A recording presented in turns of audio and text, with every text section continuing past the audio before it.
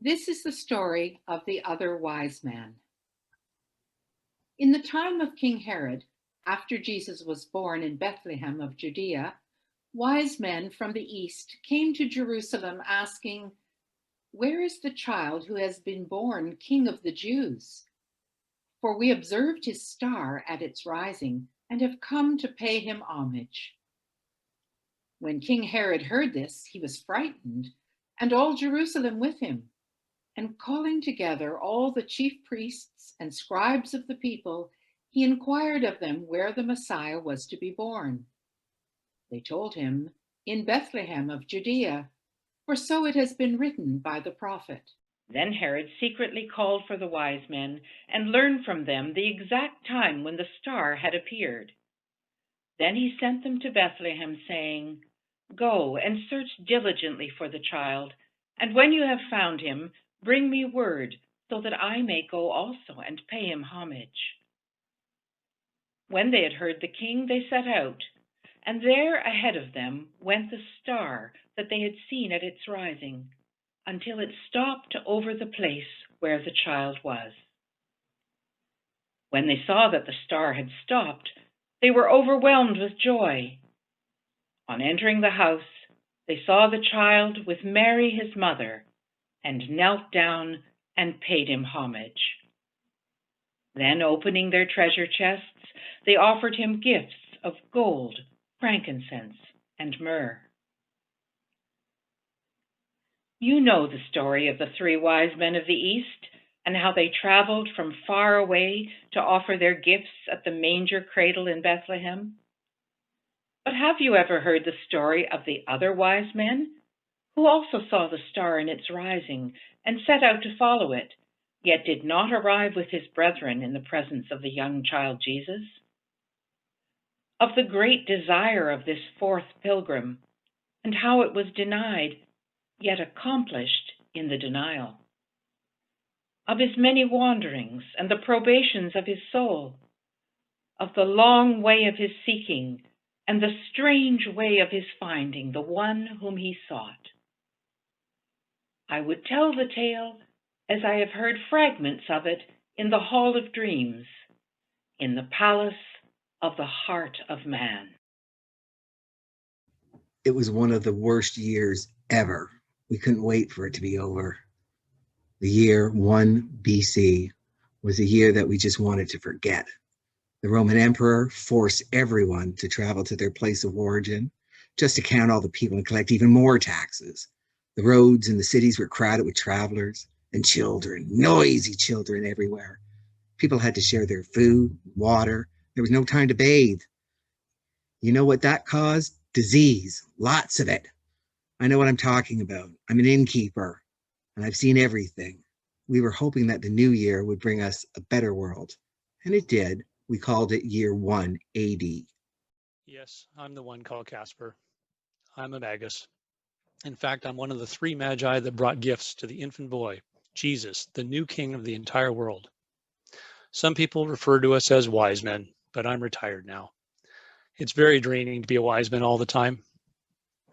I remember that winter when my 2 fellow magi, Melchior and Balthazar, and I had journeyed many weeks across the desert from Babylonia to Israel to greet the new king.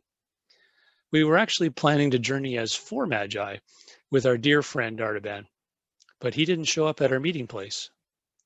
We waited until midnight, but then we had to leave. There was a star guiding us on our way, and the star wasn't waiting for anyone. We never found out what happened to poor Artaban. We suspected either horse or camel problems, but our visit with King Jesus was still the thrill of a lifetime. My name is Jasmine. I was the house servant of the Magus Artaban. We lived in Ecbatana in the mountains of Persia. He was a kind and gentle man. He was so full of wonder and amazement about the prophecies that told him which stars would lead him to the new king. He showed me the writings about the prophecies of the stars and the orbits. I looked at the writings and shared his excitement, although I didn't know how to read.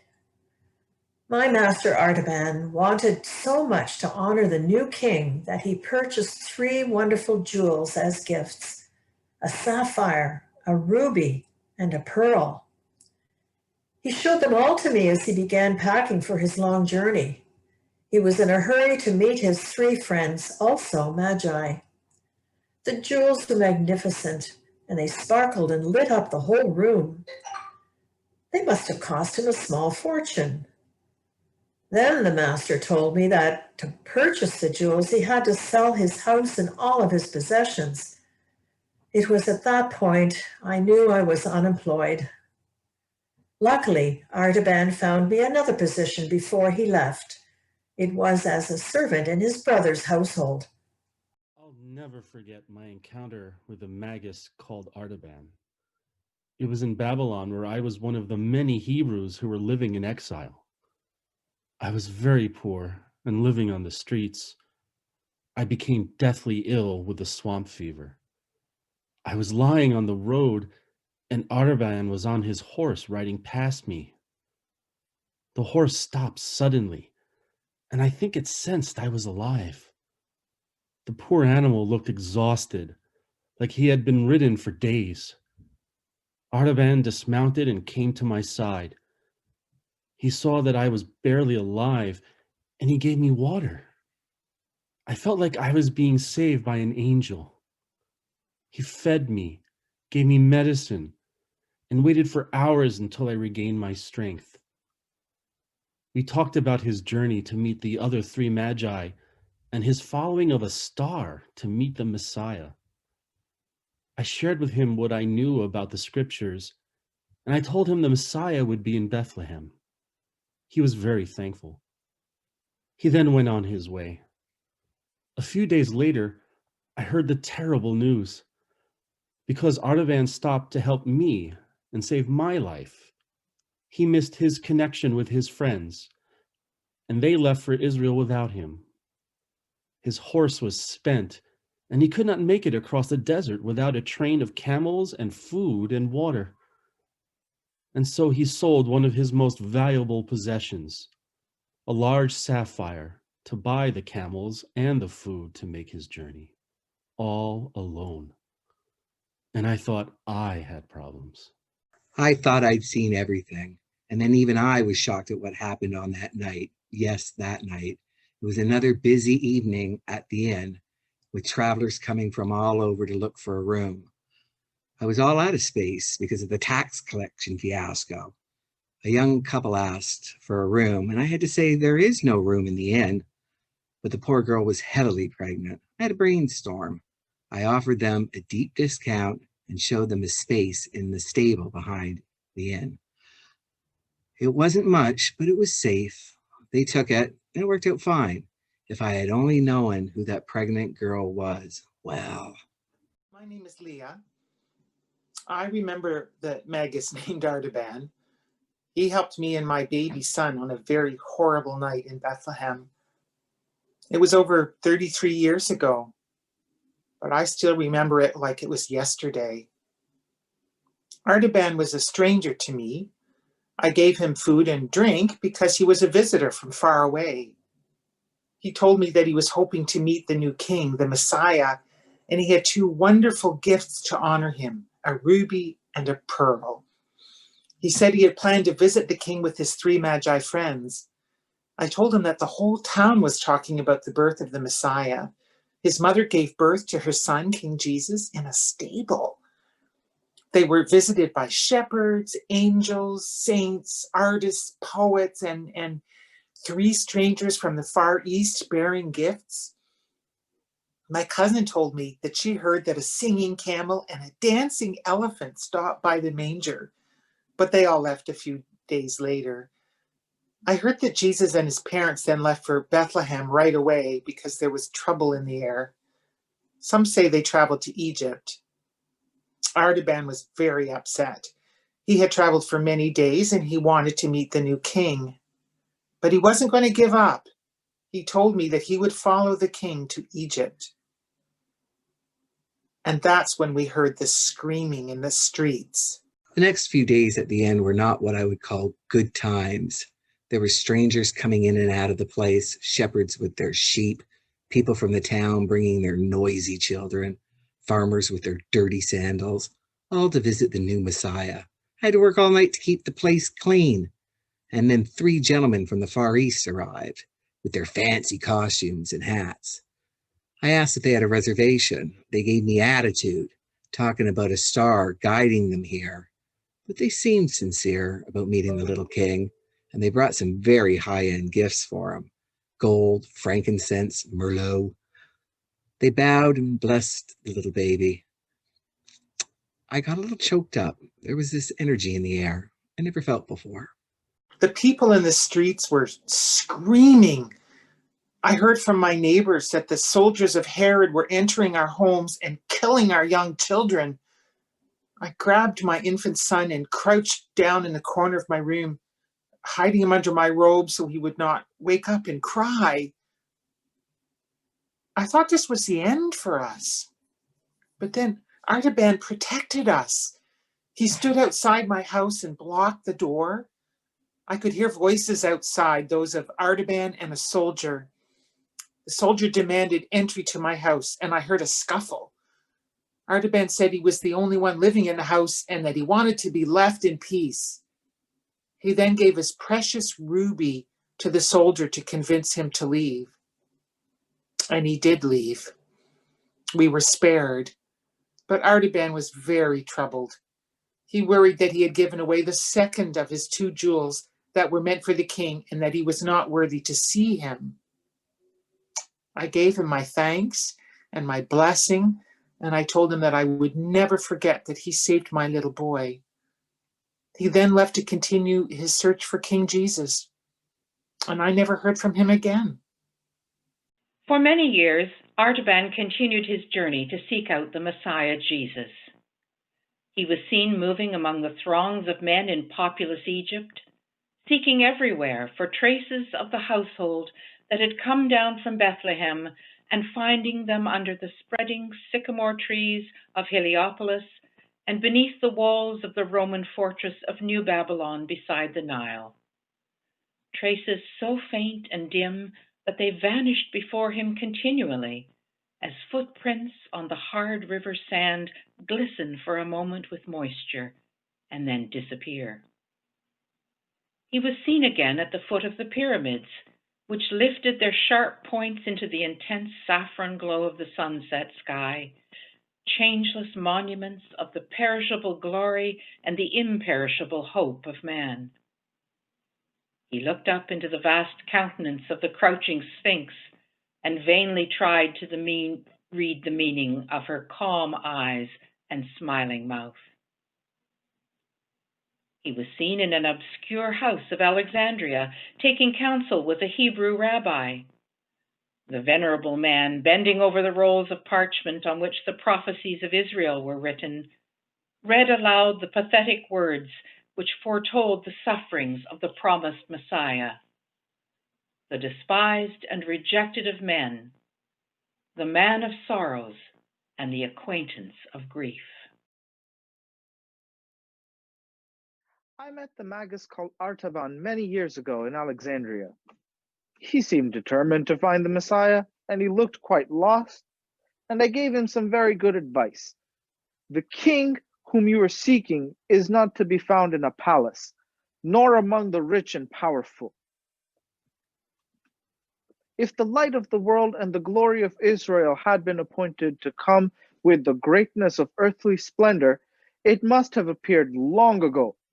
For no son of Abraham will ever again rival the power which Joseph had in the palaces of Egypt, or the magnificence of Solomon throned between the lions in Jerusalem.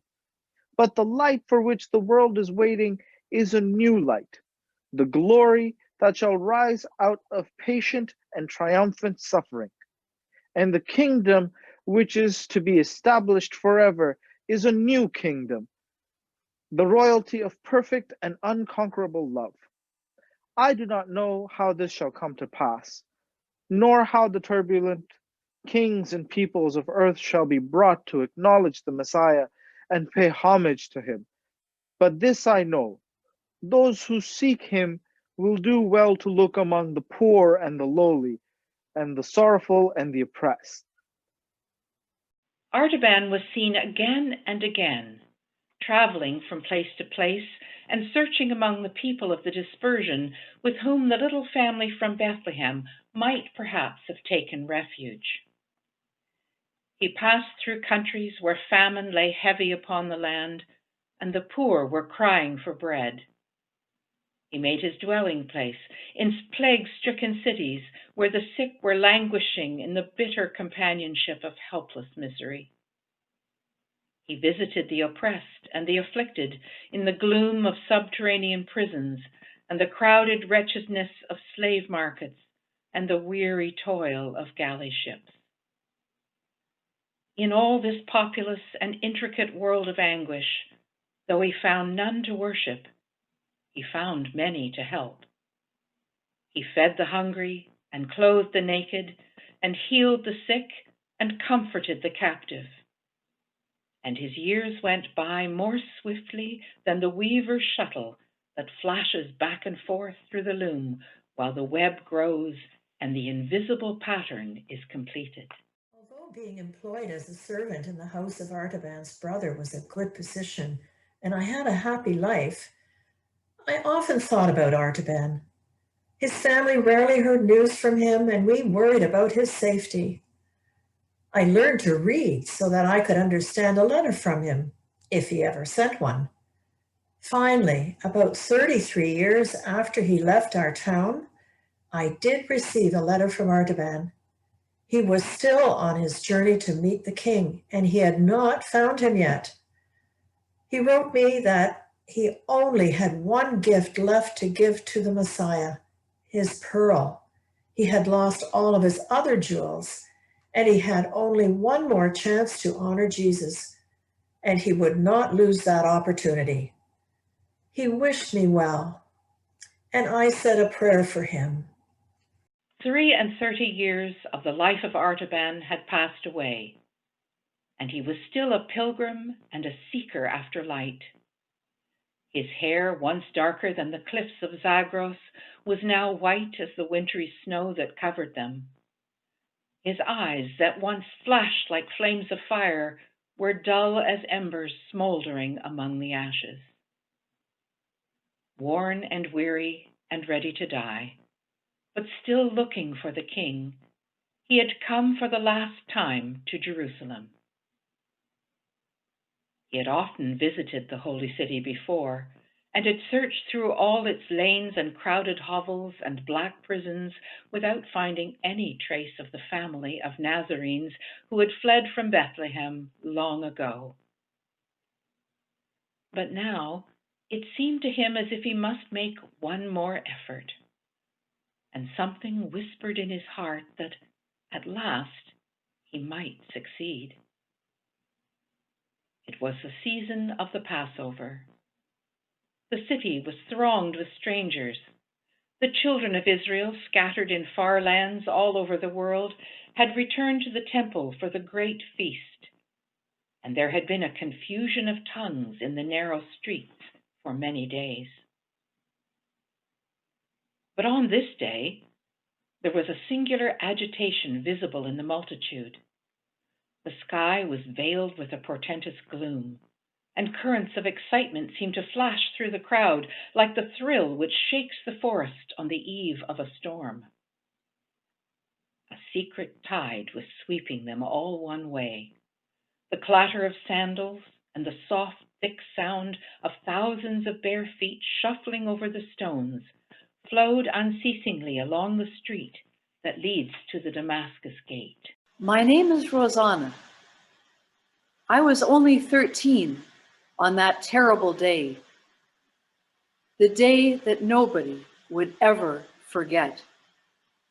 My father was a merchant from Parthia, and we were in Jerusalem for his business. He died suddenly, and I was left alone. He had unpaid debts, and I was going to be sold into slavery to the Macedonians. I was being dragged along the road. I was screaming for help to anyone who would listen. I was in pain and I was scared, but people ignored me. They rushed right by me. They said they were rushing up to the hill called Golgotha. There was going to be a crucifixion of two thieves and of a man they called the King of the Jews. They were all running in the same direction. I felt helpless and I wanted to die. But then a miracle happened. A man from my home country stopped where they were dragging me. He spoke to the soldiers and demanded that they release me. Then he took a large, gleaming pearl from his robe and gave it to the soldiers. He had tears in his eyes. Then they let me go. I was free. And about 3 o'clock, Jesus cried with a loud voice, Eli, Eli, lema sabachthani. That is, my God, why have you forsaken me? When some of the bystanders heard it, they said, this man is calling for Elijah. At once, one of them ran and got a sponge, filled it with sour wine, put it on a stick, and gave it to him to drink. But the others said, wait, let us see whether Elijah will come to save him. Then Jesus cried again with a loud voice and breathed his last. At that moment, the curtain of the temple was torn in two from top to bottom. The earth shook and the rocks were split.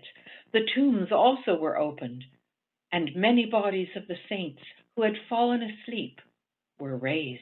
As I was about to thank my countryman and give him a strong embrace for saving my life, another terrible thing happened. The ground started trembling, and all the buildings were moving around us. A heavy tile fell from a nearby rooftop and hit my rescuer directly on the head. He fell to the ground and was bleeding.